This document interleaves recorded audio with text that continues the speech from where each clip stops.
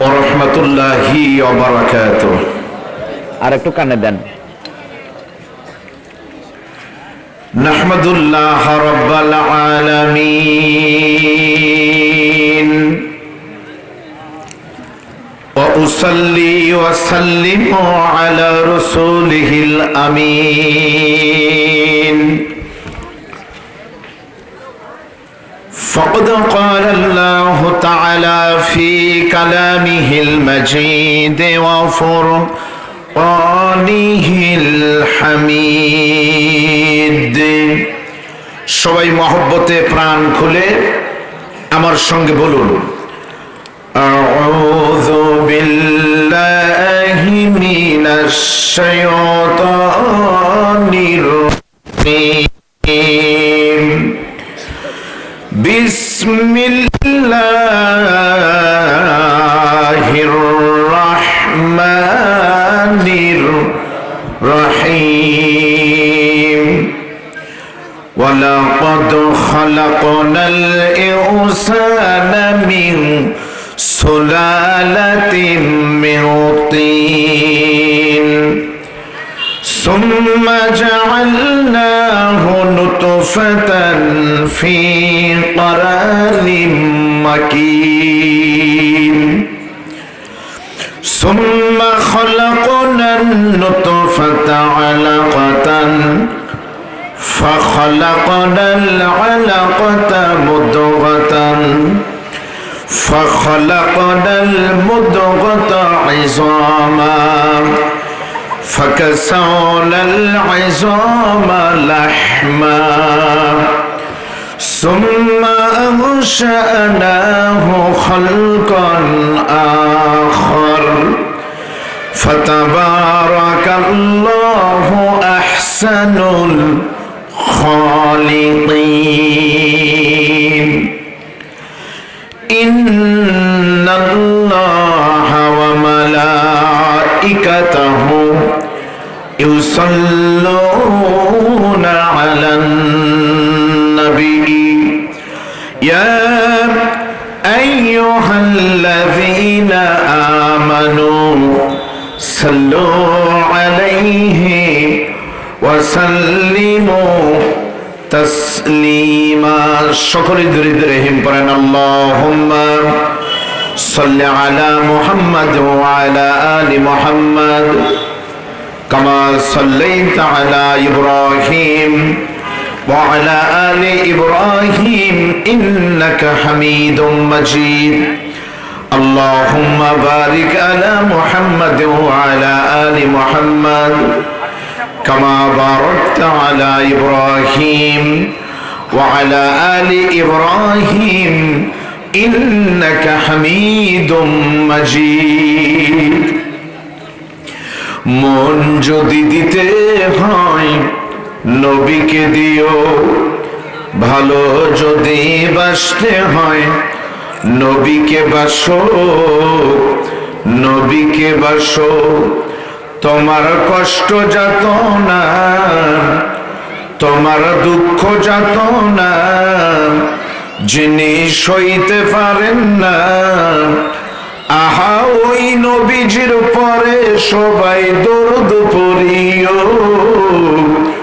মন যদি দিতে হয় নবীকে দিও, কালিমা লা ইলাহা, একটা আওয়াজ দেন, লা ইলাহা ইল্লাল্লাহ। আমি অনুরোধ করবো ভাইজান, এই মাইকের আওয়াজ যাদের কানে যাচ্ছে কিন্তু আসতেছেন না, যদি আপনি মুসলমান হয়ে থাকেন আর যদি আপনার বিশ্বাস হয় কবরে গেলে কেউ থাকবে না, চাওয়ালা দোকানওয়ালা বন্ধু থাকবে না, থাকবেন মুহাম্মদ রাসূলুল্লাহ সাল্লাল্লাহু আলাইহি ওয়াসাল্লাম। সে নবীর শাফাআত চাইলে মেহেরবানি করে আপনারা সবাই ভিতরে চলে আসেন। ভলেন্টিয়ার ভাইদের বলবো দোকানগুলো বন্ধ করে দেন, দাঁড়ানো ভাইরা ভিতরে আসেন। আর আপনারা যারা জমে জমে বসে আছেন সামনের ফাঁকা জায়গা পূরণ করে মহব্বতে জওয়ান খুলে একটু জোরে বলবেন লা ইলাহা ইল্লাল্লাহ, জোরে লা ইলাহা। আসেন আসেন আসেন, লা ইলাহা ইল্লাল্লাহ সুবহানাল্লাহ আলহামদুলিল্লাহ লা ইলাহা লা ইলাহা নেই কোনো মালিক আল্লাহ ছাড়া, নেই কোনো মাশুক আল্লাহ ছাড়া, লা ইলাহা ইল্লাল্লাহ লা ইলাহা লা ইলাহা ইল্লাল্লাহ মুহাম্মাদুর রাসূলুল্লাহ। সকলেই মহব্বতে বলেন সাল্লাল্লাহু আলাইহি ওয়াসাল্লাম। পৃথিবীর মানচিত্রে 2 শতাধিকের বেশি স্বাধীন দেশের মাঝে ছোট্ট একটি দেশ, 3.5 লক্ষ মসজিদ, লক্ষ লক্ষ মাদ্রাসা দিয়ে সাজানো আমাদের প্রিয় মাতৃভূমি বাংলাদেশের ঢাকা বিভাগের অন্তর্গত অন্যতম গুরুত্বপূর্ণ ঐতিহ্য দিয়ে সমৃদ্ধ একটি জেলার নাম হলো আপনাদের টাঙ্গাইল। টাঙ্গাইল জেলার ঘাটাইল উপজেলাধীন 11 নম্বর ধলাপাড়া ইউনিয়ন পরিষদের অন্তর্গত শহীদুল খান গণ দারুল ইসলাম নুরানিয়া হাফিজিয়া মাদ্রাসা ও ইতিমখানার সৌজন্যে গাঞ্জানা ধলাপাড়া ঘাটাইল টাঙ্গাইলের 27তম বার্ষিকী আজকের বাৎসরিক ওয়াজ মাহফিলের মুহতারাম সভাপতি, আপনাদের সকলের সুপরিচিত অত্র মাদ্রাসার সভাপতি আমার প্রিয় বড় ভাই শ্রদ্ধাভাজন জনাব মোহাম্মদ রফিকুল ইসলাম খান জুহেল, আল্লাহ তাআলা তার হায়াতে পরিবারে ব্যবসা বাণিজ্যে বারাকা দান করুন, বলেন আমিন। মাহফিলের প্রধান অতিথি ময়মনসিংহ এবং ঢাকা মেডিকেল কলেজের সম্মানিত সাবেক তুখোর চিকিৎসক, বিশিষ্ট রাজনীতিবিদ, সমাজসেবক জনাব প্রফেসর ডাক্তার মোহাম্মদ শাহ আলম তালুকদার, ওরফানা লাকা যিকরক, আল্লাহ তার ইজ্জত বাড়িয়ে দিন। মাহফিলের প্রধান মেহমান ডাইরেক্টর গ্রিন টেক্স কোম্পানি জনাব হাজী জাহাঙ্গীর রাজা চৌধুরী, সম্মানিত উদ্বোধক দিলদুয়ার থেকে আগত জনাব হারুন রশিদ পীর সাহেব আছেন, আল্লাহ তার হায়াতে বারাকা দান করুন। বিশেষ অতিথিবৃন্দ, বিশেষ করে আমার প্রিয় ভাই জনাব মোহাম্মদ রমজান আলী, বিশিষ্ট সমাজসেবক এবং মালয়েশিয়া প্রবাসী, মাগরিবের পর থেকে যারা কথা বলেছেন, বিশেষ করে আমার পূর্বে আন্তর্জাতিক নন্দিত মুফাসসির, এশিয়ার সর্ববৃহৎ ঈদগাহ গড়ের শহীদ ময়দানের সম্মানিত খতিব সিনাসপদ ভাই মাওলানা হাফিজ মাহফুজুর রহমান ফাদ্দালাল্লাহু মাশকুরা, একটু পরে যিনি আসবেন বাংলাদেশের মাটি ও মানুষের প্রিয় মুখ। আমার বিশ্বাস এখানে কোনো মানুষের মোবাইল নাই যার মোবাইলের ভিতরে তার ওয়াজ 2-1টা হলো ডাউনলোড বা তোলা নাই। সকলেই যাকে শ্রদ্ধা করেন, আমাদের উত্তর জনপদের কৃতি সন্তান, বিশিষ্ট আলেমে দ্বীন তুখর ওয়াইজ, আজকের মাহফিলের নন্দিত মুফাসসির আলহাজ মুফতি মাওলানা বজলুর রশিদ মিয়া, উনি অনেক আগে আপনাদের মাঝে উপস্থিত হয়ে গেছেন, কিন্তু দুর্ভাগ্য হলো আপনার ইন্টারনেট ইউটিউবে দেখবেন আমাদের উত্তরবঙ্গে শুধু না সব জায়গায় ওনার মাহফিল হলে মঞ্চেই কম বেশি প্রায় এরকম লোক থাকে স্টেজে। আমি অনুরোধ করবো বাহিরের ভাইরা ভিতরে চলে আসেন। এই মুহূর্তে আমার সামনে যারা বসে আছেন কোরআন পাগল মুসলমান ভাইরা, পর্দার অন্তরালের মা এবং বোনেরা, সুধী বন্ধু, আপনাদেরকে নিয়ে আল্লাহ পাকের দরবারে শুকর করি যে আল্লাহ অত্যন্ত দয়া করে আপনাকে আমাকে এমন একটি জায়গায় কবুল করেছেন। এই মুহূর্তে নবীর কথা অনুযায়ী জালিসুর রহমান হিয়া রাওদাতিন মিন রিয়াদিল জান্নাহ, আপনারা সকলেই জান্নাতের ভিতরে আসতে পেরেছেন, এতে করে আপনারা খুশি নেবেন। এখানে বসা কিন্তু ভাগ্যের ব্যাপার, ঠিক না ভাই?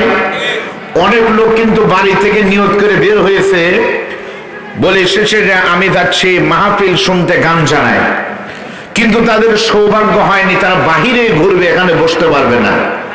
এখানে বসবে তারা ইমানদার এবং জান্নাতি বান্দা যারা। তাহলে যে আল্লাহ তাআলা আপনাদেরকে কোরআনের মাহফিল কবুল করলেন, আপনারা খুশি না বেজার? সকলেই কি খুশি? কম না বেশি? তাহলে মুখে নিয়ে হাসি, সকলে মহব্বতে প্রাণ খুলে একবার বলেন আলহামদুলিল্লাহ।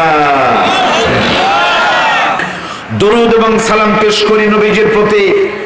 যে নবীর প্রতি একবার দরুদ পড়ছেন সঙ্গে সঙ্গে 10টা নেকি লেখা হয়ে গেছে। ওয়াহুত্তাত আনহু আশারা খতিয়াতিন, আরো 10টা গুনাহ মাফ হয়ে গেছে। ওয়ারুফিয়াত লাহু আশারা দারাজাতিন, তার জন্য 10টা ইজ্জত বেড়ে গেছে। ওগো রাতের বাতাস, তুমি যখন ঘাটাইল থেকে বইতে বইতে মদিনায় যাবে, আমাদের সালামটুকুন নবীর রওজায় পৌঁছাই দিও। আমি দোয়া করি আজকের মাহফিলে মোনাজাত পর্যন্ত যারা থাকবে, আল্লাহ যেন আপনাদেরকে জীবনে একটাবার হলো সোনার মদিনায় গিয়ে সশরীরে নবীকে সালাম দেওয়ার সুযোগ দান করে দেন। আমরা মহব্বতে সকলে বলি আল্লাহুম্মা আমিন। আপনারা সবাই কেমন আছেন? আলহামদুলিল্লাহ। আরবিতে একটা কথা রয়েছে, কুল্লু জাদিদিন লাযীযুন, প্রত্যেকটি নতুন জিনিস আকর্ষণীয় হয়, নতুন খাবার স্বাদেও ভালো লাগে। আপনারা টাঙ্গাইলের লোক যদি বগুড়ায় যান, যদি মনে থাকে পকেটে টাকা থাকে, আসার সময় বগুড়া থেকে কি নিয়ে আসেন? দই।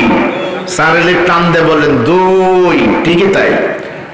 আর আমরা বগুড়ার লোক যদি টাঙ্গাইলে আসি, মিষ্টি কেউ খায় না, যদি বলে হুজুর এটা পোড়া বাড়ি সমসম, তাহলে যতই কম কম হোক একটু খাওয়ার চেষ্টা করি, নতুন তো স্বাদ ভালো। তা আমি আব্দুল বারী রশিদী আপনাদের সামনে নতুন না পুরাতন?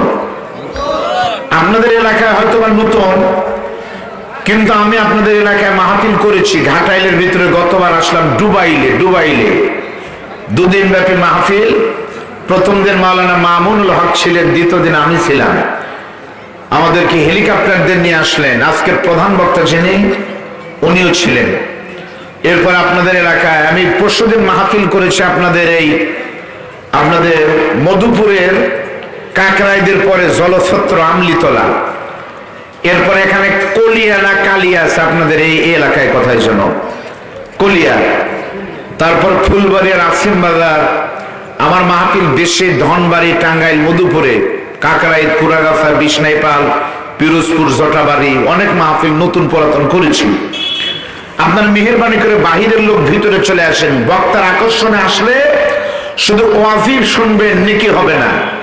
আর যদি নিয়ত থাকে কোরআনের টানে, নবীর প্রেমে, তাহলে ওয়াজও শুনবেন, নেকিও পাবেন, ঠিক না ভাই? এমন একটি কোরআন, এই কোরআনের সঙ্গে সম্পর্ক রাখছে যারা, কেউ ঠকে নাই, ঠিক না? বাহিরের ভাইয়েরা কোরআনের সাথে সম্পর্ক নাই, ভিতরে চলে আসেন। দেখেন কোরআনের সাথে সম্পর্ক রাখলে কি হয়। এই মুহূর্তে আমি যে চেয়ারে বসে আছি, এই চেয়ারটার দাম যদি 10,000 টাকা হয়, সামনে যে টেবিলটা রয়েছে এই টেবিলের দাম কিন্তু সর্বোচ্চ 1,500 টাকা না, 2,000 টাকা হয় কঠিন। কিন্তু আমি থাকার কারণে এই টেবিলে চেয়ারে যদি লাথিও লাগে 10 বার, তবুও কোনো গুনাহ হবে না। কিন্তু এই মুহূর্তে কম দামি টেবিলের উপরে আল্লাহর কোরআন থাকার কারণে এই এলাকার যত ফার্নিচার রয়েছে, কোটি টাকার খাটের থেকেও এই ছোট্ট টেবিলের দাম কোরআনের সঙ্গে লেগে থাকার কারণে বেশি হয়ে গেছে। বলেন আল্লাহু আকবার। বাহিরে ঘুরবেন না, এখানে আসেন, সম্পর্ক কোরআনের সাথে করেন। হতেই পারে অনেকে এসেছেন আমার মতো গুনাহগার হয়ে, কোরআনের কারণে ফিরে যাবেন ইমানদার হয়ে, হতে পারে না? আপনারা বলেন তো ভাই, এই কোরআনের আলোচনা কি কোনোদিন শেষ হবে? কোরআন কেউ শেষ করতে পারবে? পেরেছে? কোরআন কি কখনো পুরাতন হবে? নবী বলেন লা তুহসা আজাইবুহু ওয়ালা তুবলা গারাইবুহু, কোরআন কখনোই পুরাতন। এ ঘোষণাকার বলেন আল্লাহ রাব্বুল আলামিন বলেন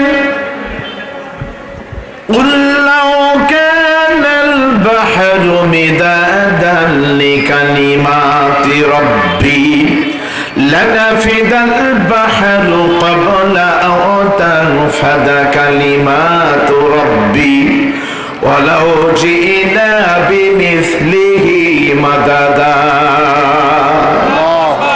আপনারা এখানে যা আছেন 5% লোক আল্লাহু আকবার জোরে বলেননি। কারণ কি? এখনো কি জোরে আল্লাহু আকবার তাকবীর দিলে, ইসলামী আন্দোলন করলে, এখনো মিছিলে গেলে, এখনো কি আপনাদেরকে পুলিশ দাবড়ায় নাকি? তাহলে আল্লাহু আকবার গোপনে বললেন কেন?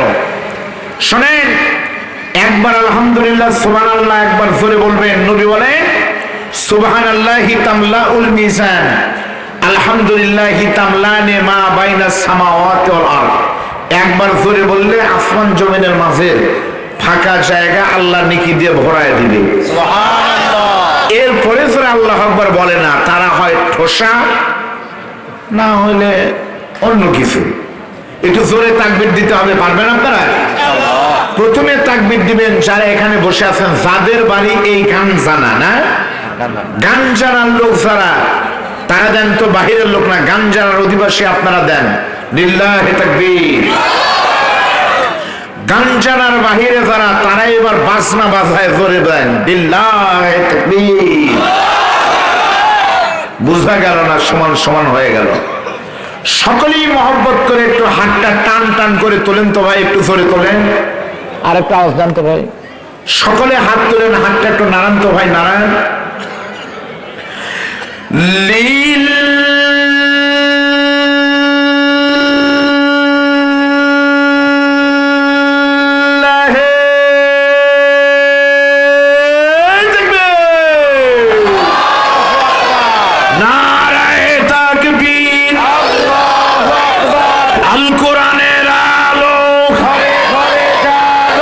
এইবার সংসদে জালো, আল কোরআনের আলো।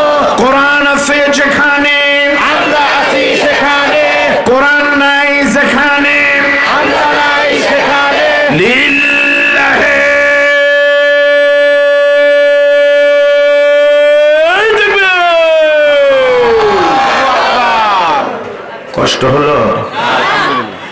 আল্লাহ রাব্বুল আলামিন বলেন, নবী বলুন, এই কোরআনের কথা লিখতে গিয়ে, আমি রবের কথা বলতে গিয়ে যদি সাগরের পানি শেষ হয়, এক সময় সাগরের পানি দিয়ে লেখা শুরু করলে সাগরের পানি শেষ হয়ে যাবে। অনুরূপ একটা সাগরের পানি দিয়ে যদি কোরআন লেখা শুরু হয়, সেটাও এক সময় শেষ হয়ে যাবে। তবু আল্লাহ পাকের কথা, কোরআনের কথা কখনোই শেষ হবে না। জোরে বলেন সুবহানাল্লাহ। কোরআন শেষ হয় না বন্ধু। কোরআনকে যারা শেষ করতে আসে, তারাই শেষ হয়ে যায়। করে বলেন ঠিক না ঠিক? এই ঘাটাইলে ঢুকতে হলে ভিসা নেওয়া লাগতো রানা সাহেবের কাছ থেকে। আজকে ঘাটাইল আছে, রানা সাহেব কোথায় আছে আল্লাহ ছাড়া কেউ জানে না। ঠিক না ঠিক? করে বলেন। এটি হলো কোরআনের মর্যাদা। জালেম থাকবে না, কিন্তু মাজলুম আর কোরআন কিয়ামত পর্যন্ত থাকবে। ঠিক না ঠিক? বলেন। আমি অনুরোধ করবো আপনারা এদিকে মনোযোগ দেন। বাহিরের সমস্ত ভাইরা, দাঁড়ানো ভাইরা বসে যায়, এই যে ভাইরা বাহিরে যারা বসে দাঁড়িয়ে আছেন, তারা কারা ভাই? যদি পুরুষ হন, পুরুষ, তাহলে আমি অনুরোধ করবো পুরুষদের জন্য এখানে। যদি মহিলা হন, স্বামী আছে, তারা দান মহিলা প্যান্ডেলে। আর স্বামী আর স্ত্রীর কি বলে, পুরুষ আর নারীর মাঝের একদল আছে, আমাদের বগুড়াতে বলা হয় হিজড়া। তাদের স্টেজ অবশ্য নাই। হিজড়া যদি বেশি হন, তাদের আলাদা ব্যবস্থা করা হবে। তারা হিজড়াই কেবল, তারা দাঁড়িয়ে থাকেন, আমরা দেখবো হিজড়াও আছে, প্রয়োজনে আলাদা ব্যবস্থা করা হবে। এখানে যদি কোনো হিজড়াও বসে, আপনারা আপত্তি করবেন? তার মানে হিজড়ারাও বসতে পারবেন। এর নিচে তো আর নাই, হিজড়াই শেষ। বসে আমার সঙ্গে মহব্বতে একটু আমাকে লাইনে উঠায় দেন, পরেন আমার সঙ্গে জবান খুলে। أعوذ بالله من الشيطان الرجيم بسم الله الرحمن الرحيم ولقد خلقنا الإنسان من سلالة من طين ثم جعلناه نطفة في قرار مكين। আমি আপনাদের সামনে মহাগ্রন্থ কোরআন আল্লাহ পাকের 10 শাশ্বত জীবন বিধান থেকে 114টা সূরার ভিতরে অন্যতম সূরা মুমিনুন। এই মুমিনুন সূরার 3টা আয়াতে কারিমা পড়েছি, 12, 13 এবং 14 নম্বর আয়াত। এখান থেকে আমরা শুনতে চাই এবং বলতে চাই। আপনাদেরকে মনোযোগ আছে ভাই? ও মুরব্বী চাচা, চাচা ওইদিকে কি দেখেন বাবা? এইদিকে হন, কেবলা তো এইদিকে, ওইদিকে না তো, এইদিক তাকান। আল্লাহ পাক এই সূরার ভিতরে বলতেছেন, খেয়াল করেন, ওয়ালাকাদ খলাকনাল ইনসানা মিন সুলালাতিন মিন তিন। অর্থ হলো, আর অবশ্যই আমি মানুষকে মাটির উপাদান দিয়ে তৈরি করেছি। সুবহানাল্লাহ বলেন। সুম্মা জাআলনাহু নুতফাতান ফি করারিন মাকিন। অতঃপর আমি তাকে শুক্রাণু রূপে মায়ের ডিম্বাণুর ভিতরে আমি রেখে দিয়েছিলাম, টপকে সুন্দর জায়গায়। তারপর আল্লাহ পাক এক ফোঁটা বীর্য থেকে কেমনে মানুষ বানালেন তা বর্ণনা করেছেন। আপনারা যারা আল্লাহর বান্দা বসে আছেন, এখানে অনেক বড় বড় লোক আছে আলহামদুলিল্লাহ। এলিট শ্রেণী আছে, কৃষক, শ্রমিক, চাষা বাসা সবাই আছে। এমনকি শুনেছি আপনাদের ঘাটাইলের অফিসার ইনচার্জ আমাদের ওসি স্যারও নাকি আসার কথা, আসবেন। এখানে অনেক বড় বড় ভাইরা আছেন, অনেকেই আমরা এক হয়ে গেছি। আজকে আমাদের আর কোনো ক্লাস নাই, আজকে আমরা সকলেই কোরআন শুনতে এসেছি। যারা বলেন ঠিক না নাকি? তাকান এদিকে, আল্লাহ পাক বলতেছেন, আমি মানুষকে মাটির উপাদান দিয়ে তৈরি করেছি। আপনারা যারা মানুষ আল্লাহর বান্দা, জবান খুলে বলেন তো, আল্লাহ আমাদের কি দিয়ে বানিয়েছে? যারা বলেননি তারা বলেন, আল্লাহ আমাদের কি দিয়ে বানালেন? এরা কে বলেছেন? কোথায় বলেছেন? কোন সূরায় বলেছেন? সূরা মুমিনুনে। কত নম্বর আয়াতে বলেছেন? বলেন 12 নম্বর আয়াতে। তাহলে আমরা কিসের তৈরি? আপনারা কিন্তু ভুল বললেন, শুনলেন এখনই, আবার এখনই ভুল বললেন। আসলে আল্লাহ মাটি দিয়ে বানিয়েছে, এটা কিন্তু তাফসিরে নাই। আল্লাহ মাটির উপাদান দিয়ে বানিয়েছে। একটা হলো সরাসরি মাটি, আর একটা হলো মাটির উপাদান। দুইটা কি এক জিনিস ভাই? আনারসের জুস পাওয়া যায়, আনারসের জুস আর সরাসরি মধুপুরের আনারস এক, পার্থক্য আছে। আমাদের শরীরে যে মাটির উপাদান রয়েছে, এটা কি প্রমাণ করার দরকার নাই? বিজ্ঞানীরা প্রমাণ করতে গিয়ে দেখে মাটির ভিতরে কি আছে, তারা পরীক্ষা করে দেখলো মাটির ভিতরে আছে nitrogen, hydrogen, oxygen, magnesium, potassium, এগুলো রয়েছে। এবার তারা মানুষের রক্ত পরীক্ষা করতে গিয়ে কম্পিউটারে দিয়ে দিল মেশিনে। কিছুক্ষণ পর রিপোর্ট চলে আসলো, মানুষের শরীরেও অক্সিজেন আছে, নাই, নাইট্রোজেন নাই, হাইড্রোজেন নাই, লবণ নাই, লৌহ নাই। তখন বিজ্ঞানীরা রিপোর্ট দিল কোরআন সত্য। খ্রিস্টানেরা তখন তারা বলতে বাধ্য হয়েছে, this is the book where there is no doubt. এরা বিজ্ঞান দিয়ে প্রমাণিত। আমরা খ্রিস্টান বিজ্ঞানী সাক্ষী দিচ্ছি, মুসলমানদের কোরআনের ভিতরে কোনো ভুল নাই। এখানে বলেন আল্লাহু আকবার। এবার আমাদের শরীরে মাটি আছে, আমরা মাটির তৈরি, তার ব্যাখ্যা কি? এখানে অনেক আলেম ওলামা আছেন যাদের ছাত্র হওয়ার সৌভাগ্য আমার হয়তো হবে না। মানুষ মাটির তৈরি তাফসীরের ভিতরে আছে, তার জবাব হলো, ব্যাখ্যা হলো তিনটি। শোনেন মনোযোগ দিয়ে, আমার ভাষা কি আপনারা বুঝতে পারতেছেন? প্রত্যেকের কিন্তু আঞ্চলিক ভাষা আছে, আমি কিন্তু আঞ্চলিক ভাষা ব্যবহার করতেছি না। আমি যদি আঞ্চলিক ভাষার কথা বলি, আপনারা অনেকেই বুঝতে পারবেন না আসলে কি বলতেছি। আমাদের বগুড়ার আঞ্চলিক ভাষায় মামুতই আলু, আলু, ওই কাউলে ছড়া ক্যালি আলু, খালি আলু। আপনারা কি বুঝবেন? আমার মাহফিল ময়মনসিংহ বিভাগে এই জামালপুরে 26 তারিখের তুলসীপুর সব থেকে বড় সম্মেলন। আমি দ্বিতীয় দিন, শেষের দিনের বক্তা হিসেবে আছি। আমার মনে আছে 5 বছর আগে আমি এসেছিলাম গৌরীপুরে, ময়মনসিংহে। আমার আগের বক্তা ওয়াজ করতেছে, আল্লাহ পাক আদম নবীকে ফাটাইছেন, ইব্রাহিম নবীকে ফাটাইছেন। আমি বললাম পাঠানো না ফাটানো? পরে দেখলাম ময়মনসিংহ অঞ্চলে প কে বলে ফ, পাঠানোকে বলে ফাটানো। এটা ভাষার মাধুর্য। আমার মাহফিল গতকাল ছিল পাবনা, পাবনার আঞ্চলিক ভাষা আপনারা বুঝতে পারবেন না, ফেরেশতাদের অনুবাদ করে বুঝতে হয়। তারা কথা বলে, মামু মানে গেদা কোনে গেছিলি? বলে সহের বিদিন। কি কামে গেছিলি? বলে গুরদু উরুম মরম খায় লায়মা কুরহির বাস্তানে, তারপর আসতেছি। ও কোনে কয় টাক্কিছিন। আপনারা কি কিছু বুঝছেন? আপনার ঢাকা কাছে, ঢাকা গেলে হাজী সেলিমের এলাকায় বাপ ছেলেকে বলে হালা, ছেলে বাপকে বলে হালা। কয় তোমার বাপ কোথায়? কয় আমার বাপ হালায় হজে গেছে গা। ওর বাপ হালাই বলে হজে গেছে। আজ বাবা এসে আবার বলতেছে, এইবার আমার ছেলে হালাকে হজে পাঠাবো গা। এরা হলো ভাষার মাধুর্য। এমনকি আপনাদের এলাকার কৃতি সন্তান কই গেল রমজান ভাই? রমজান ভাইয়ের সৌভাগ্যে আমরা গেছিলাম মালয়েশিয়া। আমার জীবনের প্রথম মালয়েশিয়া গেছিলাম গত রমজানে। মালয়েশিয়ার ভাষা, ওখানে আঞ্চলিকতা আছে। ওদের ভাষা লাপান পুলু সাতু যোগ তুজু পুলু তুস। আপনারা কি বুঝছেন কিছু ভাই? খেয়াল করেন, তাহলে সবাই মিলে বলেন তো আল্লাহ আমাদের কি দিয়ে বানিয়েছে? এর জবাব কোরআনে রয়েছে তিনটি। আমরা তো মাটির তৈরি, আমার স্যার আছে ডাক্তার মানুষ, কোরআন বলতেছে তার ব্যাখ্যা হলো তিনটি। এক নম্বর ব্যাখ্যা শোনেন, আমাদের শরীরে মাটির উপাদান রয়েছে, তার প্রথম ব্যাখ্যা হলো আমরা যারা এখানে বসে আছি তারা কেউ কিন্তু মাটির ভিতর থেকে বের হয় নাই, অথবা কেউ কিন্তু নদীর পানির স্রোতে কিন্তু টেনে আসে নাই। আমরা সকলেই এসেছে কিন্তু একটা পন্থার মাধ্যমে। আমাদের প্রথম মাটির তৈরি, তার ব্যাখ্যা হলো এই পৃথিবীতে যত মানুষ রয়েছে সকলের আগে প্রথম নবীর নাম হলো আদম নবী। আল্লাহ পাক আদম নবীকে পুরোটাই কিন্তু মাটি দিয়ে বানিয়েছে। ধরে বলেন ঠিক? আদম নবী পুরোটাই কিন্তু মাটির তৈরি। সেজন্যই কিন্তু একটা গান আছে, মাটির আদমকে প্রথম সৃষ্টি করিয়া ঘোষণা করলে তুমি শ্রেষ্ঠ বলিয়া। আমরা মাটির তৈরি, তার প্রথম ব্যাখ্যা হলো আমাদের পিতা, আদি পিতা আদম হলেন পুরোটাই মাটির তৈরি।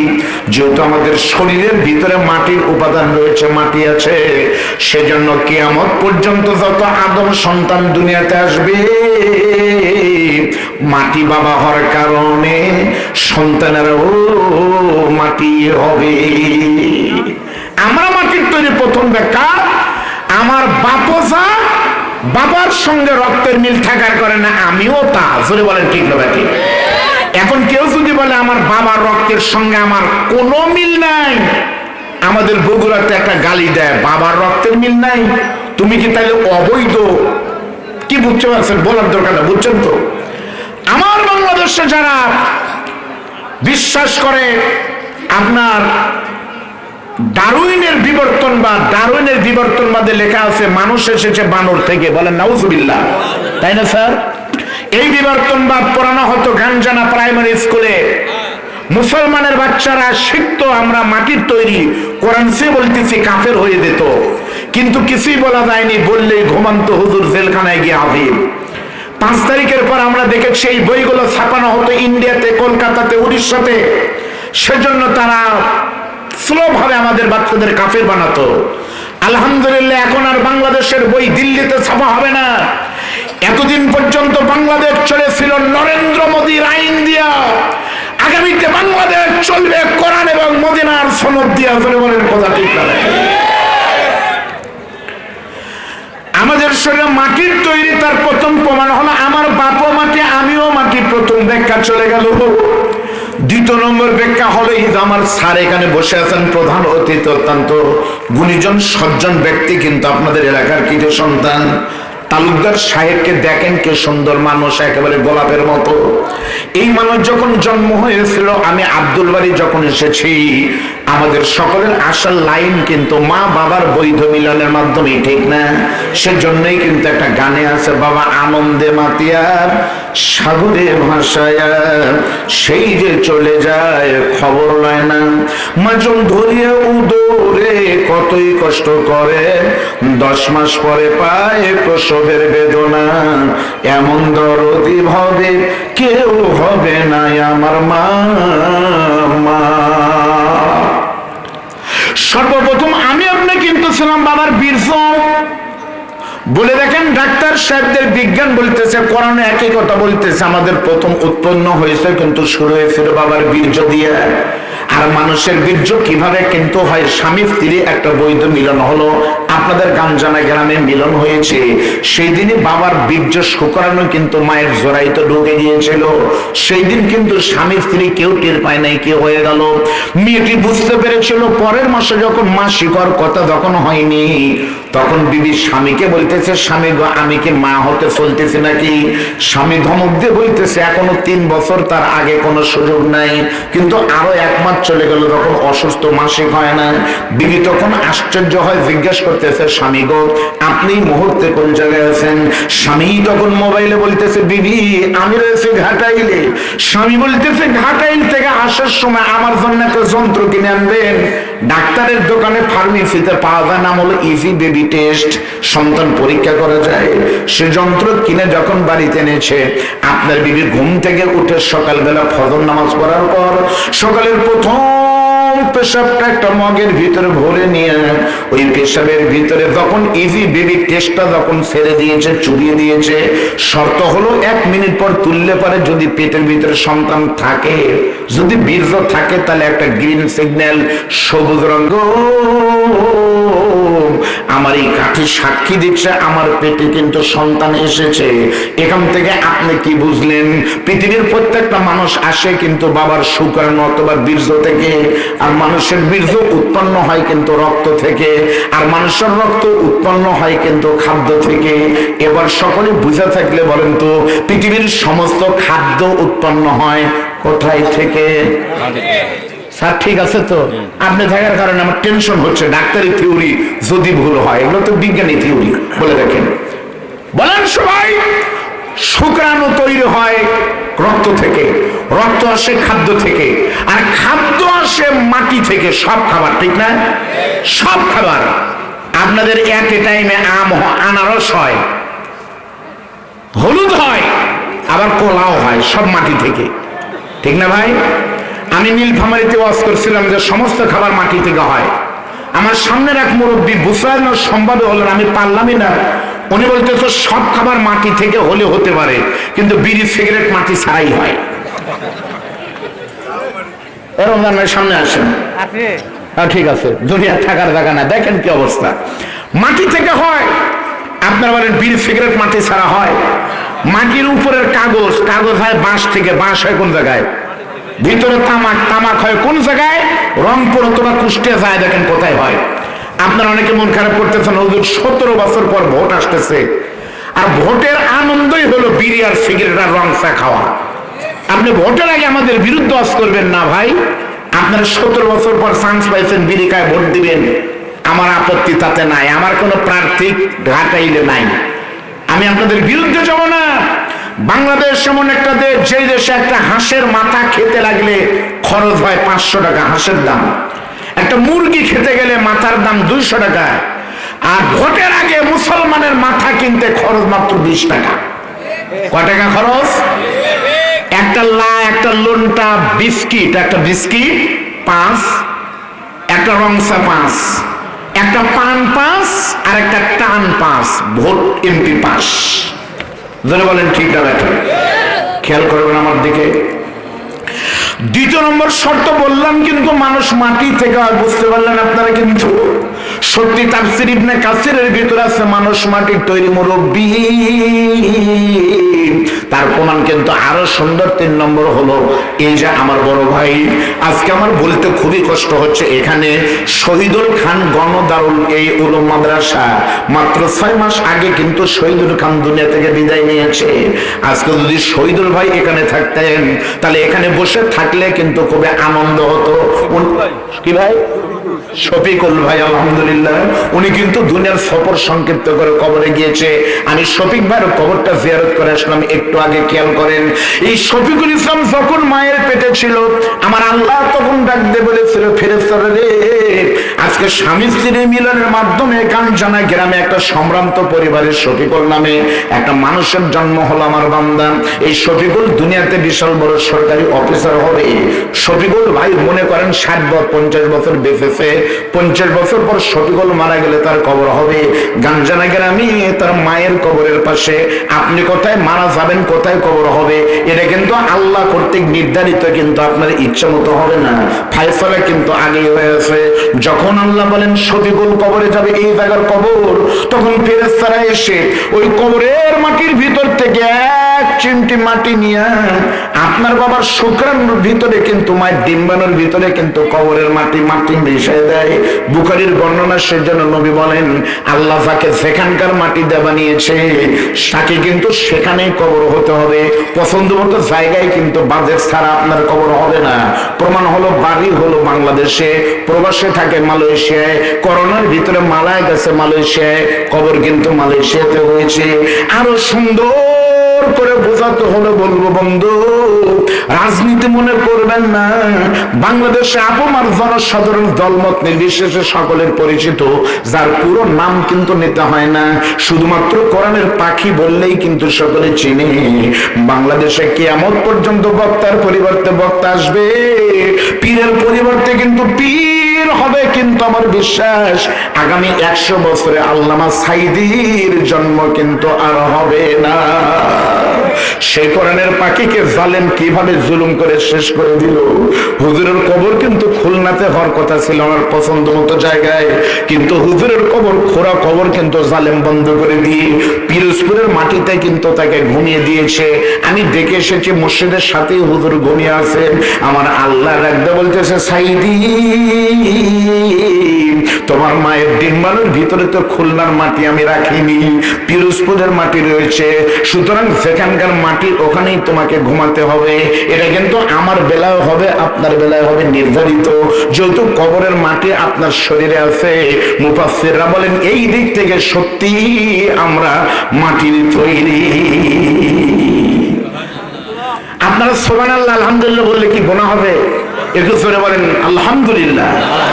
এবার আপনাদের বলতে হবে, ভাই আপনাদের ভিতরে একটা ইন্টেনশন কাজ করতেছে সম্ভবত, আমি খেয়াল করতেছি, কারণ মর্নিং সোজা ডে, সকালের সূর্যই কিন্তু দিন বোঝা যায়। দি ফেস ইন্ডেক্স অফ মাইন্ড আপনাদের ভিতরে সবার ভিতরে একটু টেনশন। যেমন গরু হারালে কিন্তু মানুষ মসজিদে গিয়ে কিন্তু দেখবেন, কারো যদি গরু হারায় ওই লোকটা কিন্তু জামাতে নামাজ পড়তেছে, তাও কিন্তু এরকম নামাজের ভিতরে মানে দেখি জানালা দিয়ে গরু দেখা যায় কিনা। তা আপনাদের ভিতরে এরকম মনে হচ্ছে কারো কি গরু হারাইছে ভাই? 2-1 লোক বাইরে টেনশন করতেছেন, আপনাদের সন্দেহ খুব সম্ভবত প্রধান বক্তা আসছে কি আসেনি। 3-4 জন লোক আমাকে বলছে প্রধান বক্তা কি আসছে।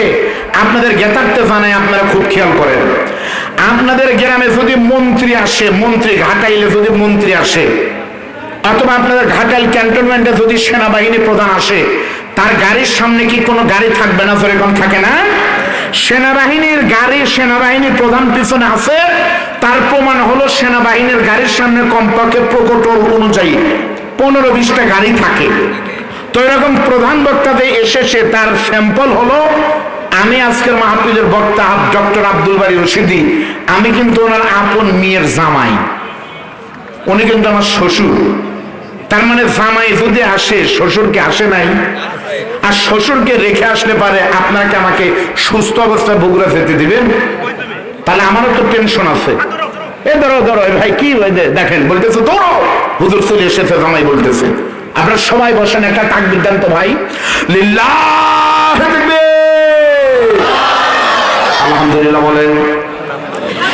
এইবার আমি আপনাদের সামনে একটু প্রমাণ করতে চাই, এক ফোঁটা নাপাক বীর্য থেকে এত সুন্দর করে যিনি মানুষ বানালেন, এর পিছনে কিন্তু কোনো পীরের এক অংশ অবদান নাই, কোনো বক্তারও কিন্তু কোনো অবদান নাই, কোনো আপনজনের কোনো অবদান নাই। আপনাদের সকলের বলতে হবে, বলেন তো এত সুন্দর করে যিনি আপনাকে বানিয়েছে ও টাঙ্গাইলের মুসলমান, বলেন তো তিনি কে? যেরকম তিনি কে? আপনারা আবার ভুল করলেন, আপনারা বলেন তিনি আল্লাহ, আসলে কিন্তু তা না। চোখ বড় বড় করবেন না, আগে কোরআনের তাফসীর বুঝেন। কোরআন বলতেছে তিনি হলেন আমার রব, বলেন তিনি কে? রব। এখন কথা হলো রব কাকে বলে? তাফসীর ইবনে কাসিরের ভিতরে আছে রব হলো তারবিয়াতু শাই ইলা কামালিহি শাইয়ান ফাশাইয়া, নাই থেকে তিনি পরিপূর্ণতা দান করেন, তিনি হলেন আমার রব। ভাবেন একবার সূরা ইমরান মুমিনের 40 নম্বর 14 নম্বর আয়াতে বলেন, বান্দা শোনো, প্রথম দিন কিন্তু তুমি ছিলে বাবার পায়ের পেটের ভিতরে, মায়ের ডিম্বাণুর ভিতরে এক ফোঁটা বীর্য। 40 দিন পর্যন্ত তুমি কিন্তু ছিল নাপাক পানি। 40 দিন পর্যন্ত তোমাকে কিন্তু কেউ ধরেনি, তোমাকে দেখেনি। 40 দিন পর আমি তোমার এমন রব, তোমার মায়ের ডিম্বাণুর ভিতরে সেই খারাপ রক্ত, মানে ওই এক ফোঁটা নাপাক বীর্যকে ধরে আমি আল্লাহ 40 দিন পর কিন্তু একটু করে গোশতবান রক্ত বানিয়েছি। আরো 40 দিন পর কিন্তু ওই রক্তের টুকরাকে আমি গোস্ত বানিয়েছি, আর আরো 40 দিন পর ফাকাসানাল ইসওয়াম আল আহমান, ওই গোস্তের টুকরার ভিতরে 106টা হাড় দিয়েছি, ওই 106টা হাড় কিন্তু গোস্ত দিয়ে ঢেকে দিয়েছি, তারপরে তোমার বুকের ভিতরে কিন্তু রূহ দিয়েছি। তাহলে আপনারা বলেন তো, এক ফোঁটা বীর্য থেকে এত সুন্দর করে যিনি আমাকে আপনাকে বানিয়েছেন, মৃত্যু পর্যন্ত তিনি রিজিকের ব্যবস্থা করবেন। আগের বক্তা ওয়াজ করলো সকালবেলা হরিণকে দিয়ে বাক্যে 1 লক্ষ টাকার হরিণকে যিনি নাস্তা করান, তিনি আর কেউ নেই মুরব্বী, তিনি আমাদের খুব খেয়াল করে শুনেন, আমার পরিচয় নেবে, রবের পরিচয় দিচ্ছি, রবের গোলামরা একটু খেয়াল করো। মায়ের পেটের ভিতরে যখন আপনাকে আমাকে রুহু দিয়েছিল, তখন আমি ছটপট করে বলেছিলাম কিন্তু খাবার দাও। আমার স্যার কিন্তু শুধু ডাক্তার না, উনি কিন্তু একেবারে শিশু বিশেষজ্ঞ নাম করা ডাক্তার। বলে দেখেন, মায়ের পেটের ভিতরে প্রথম কিন্তু ছোট্ট বাচ্চা একই যখন হয়, ওই বাচ্চা কিন্তু আস্তে আস্তে বড় হতে থাকে। সমস্ত বাচ্চার ওজন কিন্তু একরকম হয় না, একরকম হয়। কেউ কিন্তু হয় 2 কেজি, কেউ হয় 1.5 কেজি, কেউ হয় 3 কেজি, কেউ হয় 4 কেজি। 4 কেজি হয় স্যার, 4 কেজি হয়। এই পার্থক্য হওয়ার পিছনে কারণ কি? আপনি কি কোনোদিন ভেবেছিলেন মায়ের পেটের ভিতরে যখন আপনি ছিলেন, তখন কিন্তু ছিলেন ছোট্ট একটা গোলাম। আমার আল্লাহ ডাকদা বলে, বান্দারে, মায়ের পেটের ভিতরে যখন তুমি বলেছিলে আমাকে খাবার দাও, খাবার খাওয়ার জন্য তুমি ব্যাকুল হয়ে গিয়েছিলে, তখন আমি তোমার এমন রব, তোমাকে খাওয়ানোর জন্য তোমার মায়ের শরীরের ভিতরে নাপাক রক্ত, যতদিন পর্যন্ত সন্তান কিন্তু প্রসব না হয়, ততদিন পর্যন্ত কিন্তু মায়ের মাসিক হয় না। জোরে বলেন ঠিক না বেটি?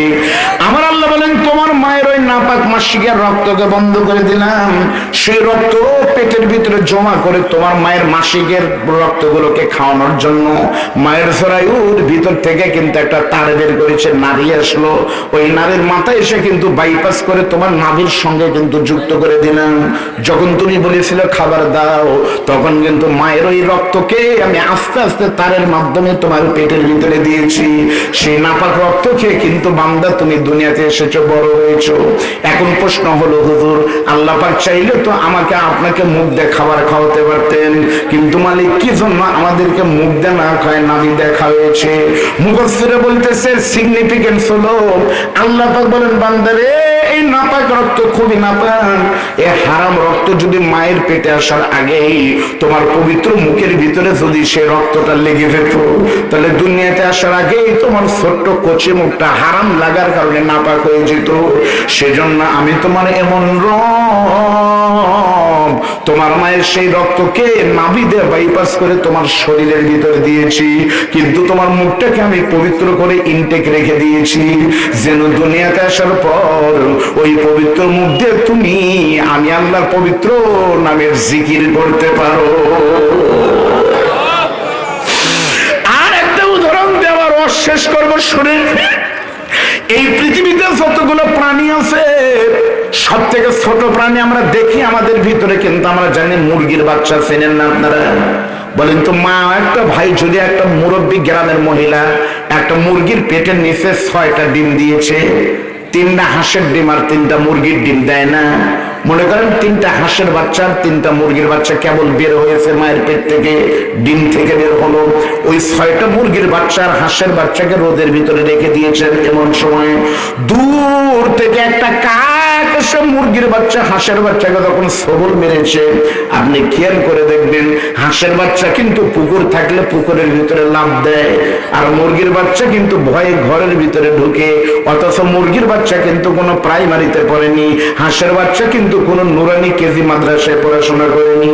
তাহলে কে বললো মুরগির বাচ্চা তুই ঘরে ঢোক, হাঁসের বাচ্চা তুই পুকুরে ঝাঁপ দে? আমার আল্লাহ বলেন, যিনি এই বুদ্ধি দিয়েছে তিনি মুরগির রব।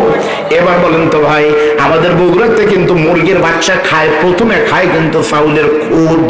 আপনারা কি বলেন? চাউলের খুদ যখন খাবে চাউলের খুদের সামনে কিন্তু মাথা নত করতে হয়। আপনাদের বাড়িতে যদি ছাগল থাকে পরীক্ষা করবেন, ছাগলের সামনে আপনি খাবার দিবেন, আপনি খাবার দিলে কাঁঠালের পাতা সবুজ ঘাস খাবে, সবুজ ঘাস খাবে, শর্ত হলো মাথা কিন্তু ছাগলটা নত করে খেতে হবে। আপনাদের এলাকায় যদি কোনোদিন সার্কাসের হাতি আসে, ওই হাতির সামনে ছোট ছোট দুটো কলার গাছ দিবেন, ওই হাতিও কিন্তু দেখবেন কলার গাছের সামনে কিন্তু কপালটা নত করে খাবে। কিন্তু আপনি আমি যখন খাবার খাই, আমার মাথা কিন্তু রেজেকের সামনে প্লেটের সামনে কিন্তু উপর হয়ে পড়ে না। পানি খেতে চাইলে কিন্তু বোতলের উপরে আমার কপাল ঠেকে যায় না। চা খেতে চাইলে কিন্তু কাপের সামনে আমার কপাল যায় না।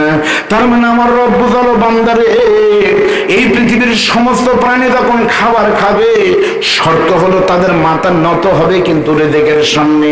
আর আমার গোলাম তোমরা যখন খাবার খাবে তোমাদের মাথা কিন্তু নত হবে না রেজেকের সামনে, বরং আমার বান্দার মাথা শুধুমাত্র নত হবে মসজিদে গিয়ে দিন রাতে 5 বার আমি মালিক রাজ্জাকের সামনে। আমার শেষ বক্তব্য মানে এই রব নিয়ে আপনাদের সাক্ষীতে বলা লাগবে, সমস্ত মানুষের আল্লাহর বান্দার মাথা নত হবে কেবলমাত্র একমাত্র সবেমাত্র যার সামনে। জোরে সরে জবান খুলে একটু বলেন তো তিনি কে? আরো জোরে বলেন তিনি কে? লিল্লাহে তাকবীর। এবার আপনারা বলেন তো রবের পরে দ্বিতীয় নম্বর সম্মানী কে? জোরে কোন? আপনার পাশ। আল্লাহ হলেন 1 নম্বর, রাসূল হলো 2 নম্বর। লা ইউমিনু আহাদুকুম ওই হাদিস অনুযায়ী নবী হলেন দ্বিতীয়। এবার বলেন তো নবী যদি দ্বিতীয় স্থান হয় তাহলে তৃতীয় নম্বরে কে? ধরে বলেন। এখন অনেকে বলতেছে না, যারা রাজনীতি করে তারা বলতেছে আমার নেতা, যারা মুরিদ তারা মনে করতেছে পীর। সবাই মিলে বলেন কোরআন অনুযায়ী তৃতীয় নম্বর নবীর পরে যার জায়গা তিনি কে? উনি বলতেছে আলেম ওলামা, কিন্তু কোরআন বলতেছে না ওয়াকাদা রাব্বুকা আল্লা তা'বুদু ইল্লা ইয়াহু ওয়া বিল ওয়ালিদাইন। সত্যি বলতেছি তৃতীয় নম্বর হলো আপনার মা। জোরে বলেন কে? মা যদি 3 নম্বর হয় বলেন তো বাবা কয় নম্বর? 4 নম্বর যদি পিতা হয় বলেন তো 5 নম্বর কে? এইবার আপনার পছন্দের ব্যক্তি হলো 5, আলেম হলো 5, রাজনীতিবিদদের নেতা হলো 5, স্বামী ভক্তরা বউ ভক্তরা বলবে আমার বউ, সবই হতে পারে 5, মুরিদারা বলবে আমার পীর 5।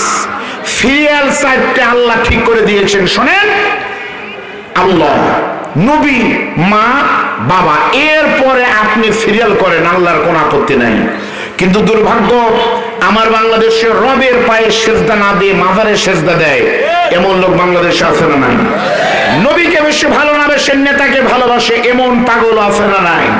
শীতের দিন মাকে একটা চাদর কিনে দেয় না, প্রচন্ড শীতে বাবাকে একটা কম্বল কিনে দেয় না, অথচ বাবার দরবারের ওরসে টাঙ্গাইল ঘাটাইল থেকে ঘোড়া কিনে, বাঘ কিনে, হাতি কিনে, মহিষ কিনে, গরু কিনে পাঠায়।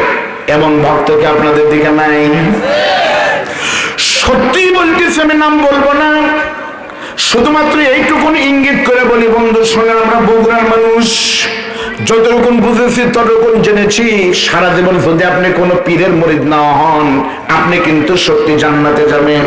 কিন্তু বাংলাদেশের সমস্ত পীর যদি বলে তুমি জান্নাতি, আর আপনার মা কষ্ট পেয়ে যদি একদিন খালি উহ শব্দ মুখ দিয়ে বের করে, কোরআন বলতেছে আপনি অবশ্যই কিন্তু জাহান্নামে যাবেন। এই যে বগুড়া থেকে হুজুর এসেছে, মুরব্বী মানুষ, বড় আলেম, উনি দোয়া করলে কিন্তু 50-50 কবুল হতেও পারে, নাও পারে। আপনারা যারা ইস্তেমার ময়দানে যাবেন যতই জিকির করেন, আসার আগে আজরাইল চলো যাই কাকরাইল, যদি চাও বাঁচতে চলো বাড়ি গাছতে, বাড়াতে পারেন, কিন্তু কাকরাইলের দোয়া কবুল হবে কোনো গ্যারান্টি কিন্তু নাই। 50-50। আপনার পীর যত বড় মুরিদ হোক, রাজার বাগ হোক, দেনবাগ হোক, সুরস্যের হোক, যে পীর হোক না কেন 50-50, কিন্তু আপনার মা দুকিনি মুখ দিয়ে যে কথা একবার উচ্চারণ করবে, আল্লাহর কসম কোরআন বলতেছে মায়ের মুখ দিয়ে বের হওয়ার আগে ওই কথা মালিক অবশ্যই কবুল করবে। অনেকে বলবেন হুজুর আমার মা বহুদিন দোয়া করছে, বাবা তুমি লক্ষ টাকার মালিক হও, কিন্তু আমি 12 বছরও হইনি, আমার বিশ্বাসই হয় না যে মায়ের দোয়া কবুল হয়। কোরআন বলতেছে, হাদিস অনুযায়ী দোয়া কবুল হয় 3 ধরনের। বলেন কয় ধরনের? আলেমরা বলেন আমাদের জাতির পিতা ইব্রাহিম নবীর দোয়া কবুল হয়েছিল 90 বছর বয়সে, তার সন্তান হলো। তাহলে নবীর দোয়া যদি কবুল হয় 90 বছর বয়সে, আপনি হারামখোরের দোয়া সকালে করলে বিকালে কবুল হবে, কোন কিতাবে লেখা আছে? 3 ভাবে কবুল হয়। 1 নম্বর, মায়ের দোয়ার সাথে সাথে কবুল হতে পারে, কারেন্ট পিকা। 2 নম্বর, 2 মাস পরে হতে পারে। 3 নম্বর, দুনিয়াতে না হয়েও কিয়ামতে হতে পারে। আল্লাহর কসম, দুঃখিনী মায়ের দোয়া কোনো দিনও বিফলে যায় না। চ্যালেঞ্জ। বলবেন হুজুর প্রমাণ কি? সংক্ষিপ্ত করে মাত্র 5 মিনিট বলবো। মায়ের দোয়া কবুল হওয়ার জন্য ছোট্ট একটা ঘটনা আমার চোখের দিকে তাকাবেন। বাংলাদেশে নামাজ পড়লে, এখানে আপনারা যারা আছেন কালীহাতিতে গাঞ্জানা মসজিদে নামাজ পড়বেন, আপনাদের নামাজের নেকি কম হবে, কিন্তু গোপালপুরে 201 গম্বুজ মসজিদে নামাজ পড়লে নেকি বেশি হবে, এমন কোন দলিল কিন্তু কেউ দিতে পারবে? কিন্তু নবী বলেছে 3টা মসজিদে নামাজ পড়লে নেকি বেশি। 1 নম্বর মসজিদের নাম হলো মক্কায়, খানায় কাবায় গিয়ে। নবী বলেছেন কেউ যদি মক্কায় গিয়ে খানায় কাবাকে সামনে নিয়ে শুধু 1 রাকাত নামাজ পড়তে পারে, আমার আল্লাহ তাআলা কাবার ইমামের পিছনে নামাজ পড়ার কারণে, বাইতুল্লাহ হওয়ার কারণে, প্রত্যেক রাকাতে আল্লাহ তাআলা আপনার নামায় আমলে 1 লক্ষ রাকাত নামাজের নেকি দিবে। কি জন্য নেকি দিবে আপনাদের পরে বলতেছি। বলেন তো, কাবা শরীফের ইমাম যে কয়জন রয়েছে, আপনি ইন্টারনেটে সার্চে দেখেন, মোট ইমাম হলো 14 জন। এখনই লাল রুমাল মাথায় দিয়ে কিন্তু 14 জন ইমাম হাজির হবে মোবাইলের ভিতরে। এই 14 জন ইমামের পিছনে নামাজ পড়লে পারে কলিজার শান্তি হয়। আমার জীবনের অনুভূতি, প্রথমবার যখন আমি কাবা শরীফে জিয়ারত করতে যাই, ওয়াক্তটার নাম ছিল মাগরিবের নামাজ। যখন মাগরিবের নামাজের সময় আমি ইক্তেদা করেছি, কাবা শরীফের ইমাম যখন তেলাওয়াত শুরু করেছে, টাঙ্গাইলের ভাইরা, কাবা শরীফের ইমাম যখন তেলাওয়াত করে, তখন মনে হয় আল্লাহর কোরআন যেন আকাশ থেকে পড়তেছে। এই কাবা শরীফের 14 জন ইমামের ভিতরে 2 জন ইমামের কণ্ঠ কিন্তু পৃথিবীর সবথেকে মধুর এবং মিষ্টি কণ্ঠ। এই 2 জনের ভিতরে একজন খুবই পরিচিত, নাম হলো ডক্টর আল্লামা আব্দুর রহমান সুদাইসি। আরেকজনের নাম কেউ জানে না, কিন্তু ইন্টারনেট দেখেন, মিষ্টি কণ্ঠের অধিকারী নাম হলো শায়েখ আল্লামা শায়েখ আহমদ কালবানি। কালবানি কিন্তু মারাত্মক কালো। নাইজেরিয়ার বাড়ি, অত কালো কেউ আপনাদের ভিতরে নাই, খুবই কালো। নাইজেরিয়ার কালো মায়ের সন্তান কালবানি এখন থেকে মাত্র 10 থেকে 12 বছর আগে একটা মসজিদ উদ্বোধন করার জন্য কালবানি গিয়েছিল লন্ডনে। লন্ডন মসজিদ উদ্বোধন করতে গিয়ে জুমার নামাজ পড়েছে। জুমার নামাজ পড়ানোর পরে কালবানির তেলাওয়াত শুনে সমস্ত মানুষ কিন্তু চোখের পানি ফেলে, শুধু কাঁদতেছে। নামাজ পড়ানো শেষ হলো, পুলিশ প্রকটর নিয়ে যখন কালবানি কাবার ইমাম গাড়িতে করে চলে যাবে, এমন সময় লোকজন এসে বলতেছে, কাবার ইমাম একটু দেরি করেন, আমরা হলাম মিডিয়া কর্মী, আমি হলাম বিবিসির সাংবাদিক। কোন মিডিয়া বলতেছে আমি হলাম আল জাজিরার সাংবাদিক, আমরা একটু রিপোর্ট করতে চাই, টেলিভিশনে একটু প্রচার করতে চাই। বলেন তো, আপনি এমন একটা মসজিদে নামাজ পড়ান, 1 রাকাতের লক্ষ রাকাত নামাজের নেকি হয়, এত বড় বরকত কেমনে পাইলেন? কোন যোগ্যতায় কাবার ইমাম হয়েছেন? সত্যি বলতেছি, ইন্টারনেটে লেখা আছে, শুনে দেখেন, উনি নিজে বলতেছেন, ও পৃথিবীর বড় বড় সাংবাদিক, তোমরা পৃথিবীর প্রত্যেকটা মানুষকে জানিয়ে দাও, আমি কাবার ইমাম কিন্তু চেহারা দিয়ে ইমাম হইনি, আমি হলাম কালো। 2 নম্বর, এলেমের কারণে কিন্তু আমি ইমাম হইনি, আমার থেকেও মেধাবী অনেকে ছিল, কিন্তু আমি ছোট্ট কালমানি কাবা শরীফের ইমাম হওয়ার সৌভাগ্য আমার হয়েছে। এর একমাত্র কারণ হলো আমার দুঃখিনী মায়ের দোয়ার বরকতে। কেমনে? সঙ্গে সঙ্গে বলতেছে, আমি কালবানি ছোটবেলায় খুবই দুষ্ট ছিলাম, খুবই। 3 জন বাচ্চা খেলতেছে, আমি কালবানির সঙ্গে 2 জনের মারামারি হতো। মাদ্রাসায় ভর্তি হয়েছিলাম, আমাকে পড়তে নেয়নি, দুষ্টমের কারণে বের করে দিয়েছে। সবাই মারে, কিন্তু আমার মা আমাকে মারে, আবার জড়ায় ধরে কালো কালবানির মুখে চুমু দেয়। আমার বয়স যখন 7 বছর, আমি কালবানিকে নিয়ে আমার গর্ভধারিণী মার জন্মদাতা পিতা গিয়েছিল হজ করতে। হজে গিয়ে রাতের বেলায় যখন তাহাজ্জুদের সময় হতো, ও বন্ধু বাংলাদেশের মসজিদে কিন্তু আজান হয় দিনে রাতে 5 ওয়াক্ত, আর মক্কা মদিনায় আজান হয় কিন্তু দিনে রাতে মোট 6 ওয়াক্ত। একটা ওয়াক্ত বেশি হয়, নাম হলো তাহাজ্জুদের নামাজ। সত্যি বলতেছি, তাহাজ্জুদের সময় তাফসীর পড়ে দেখেন, ওয়ামিনাল লাইলি ফাতাহাজ্জাত বিহি নাফিলাতাল লাক। রাতের এমন একটা অংশ আছে যখন আমার আল্লাহ প্রথম আসমানে এসে বলতে থাকে, গাঞ্জানার মুসলমান ও কালিহাতের আমার বান্দারা, এই রাত ভোর 4টার সময় তোমরা কে আমার দরবারে সেজদা দিচ্ছ? সেজন্য তাহাজ্জুদ নামাজের দোয়া কিন্তু শতভাগ কবুল হওয়ার সম্ভাবনা রয়েছে। কালবানি বলতেছে, আমি কালবানি যখন দুষ্ট ছিলাম, ঘুম থেকে তুলে আমার মা ভোর রাতে তাহাজ্জুদের সময় আমাকে নিয়ে 7 বার তাওয়াফ করতো প্রতিদিন। আমার বাবা আমাকে কাঁধে করে নিয়ে হযরত আসর চুমু দিত, ছাপা মারো আপার ছাই করতো। একদিন আমার দুঃখিনী মা আর আমার বাবা আমাকে নিয়ে কাবা শরীফের সঙ্গে আমাকে জড়ায় ধরেছে। আমি শুধু দেখতেছি, আমাকে কাবা শরীফের সঙ্গে লটকে দিয়ে ঝোলে দিয়ে আমার মা আর বাবা দোয়া করতেছে, মালিক সত্যি যদি তুমি মায়ের দোয়া কবুল করো, সত্যি যদি মায়ের রক্তের কথা তোমার মনে থাকে, আমার দুষ্ট কালবানির জন্য দোয়া করি। গ্রামের সবাই বলে কালবানি মানুষ হবে না, দুষ্ট হবে, কিন্তু আমি জানি আমার কালবানি কি হবে। আমার কলিজার টুকরার জন্য দোয়া করি। আমার ছোট্ট কালো মানে কালবানিকে তুমি মা বাবার দরবার করতে বড় হলে একদিন এই কাবার ইমাম বানিয়ে দিও। সত্যি বলতেছি, আপনার মা দোয়া করলে আপনি কাবার ইমাম হবেন।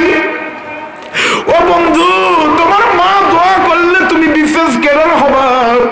তোমার মা দোয়া করলে তুমি গরিব থেকে কোটিপতি হতে পারো। আর মার সঙ্গে বদ্ধ নিও না, মার বদ্ধর কারণে কিন্তু নবীর সাহাবীও কিন্তু জাহান্নামে গিয়েছিল। আলকামা সংক্ষিপ্ত করে বলতেছে ভাই, এই যে প্রচন্ড শীত, একটু পরেই কিন্তু কুয়াশা বা টপ টপ করে পানি পড়বে।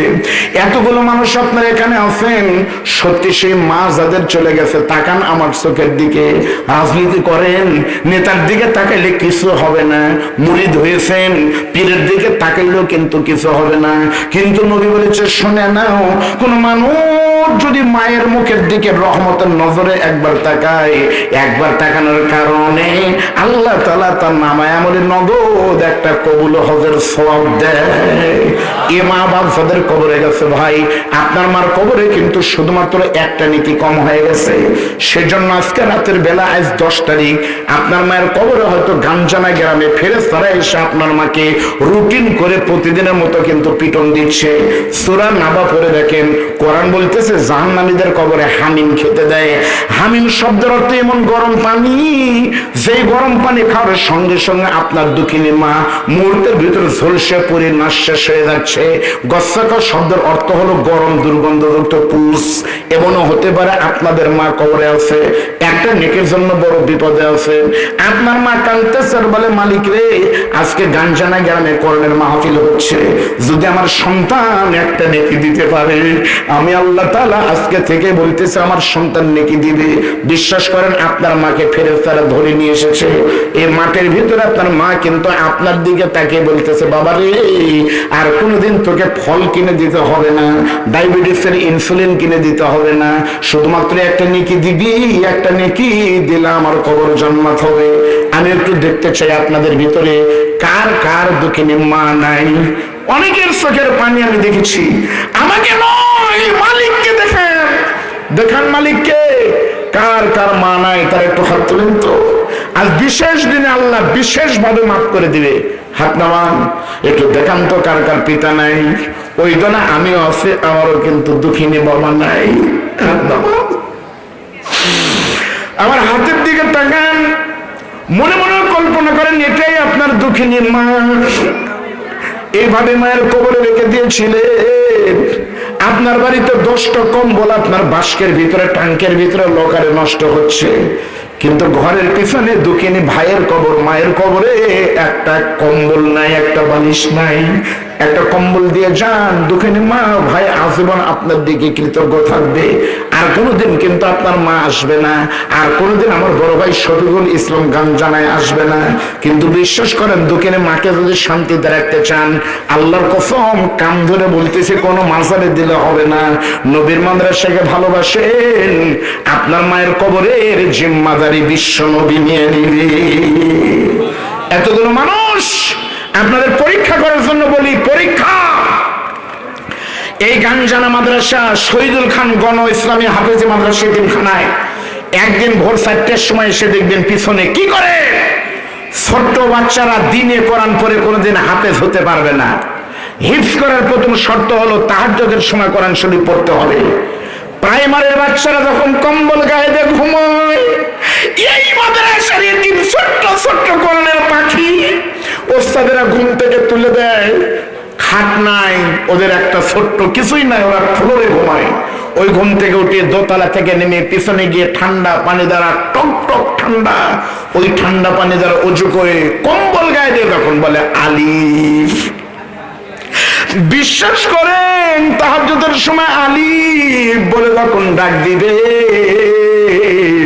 ওই মাদ্রাসা যারা প্রতিষ্ঠিত করেছিল, ওই মাদ্রাসায় যারা খাবার দিয়েছিল রব্বে কারীম, ওই আলিফের মালিক সঙ্গে সঙ্গে এতিমদের চোখের দিকে তাকিয়ে আপনার মায়ের কবর জান্নাতের টুকরা করে দিবে। আজকে দেখবেন আপনাদের টাকা বিফলে যায়নি, এই মাদ্রাসার কলিজার টুকরা ছাত্র আজকে হাফেজের সনদের পাগড়ি গ্রহণ করবে। একটু দাঁড়াও তো বাবা, তুমি দাঁড়াও, বাবা তুমি দাঁড়াও। ওই দেখো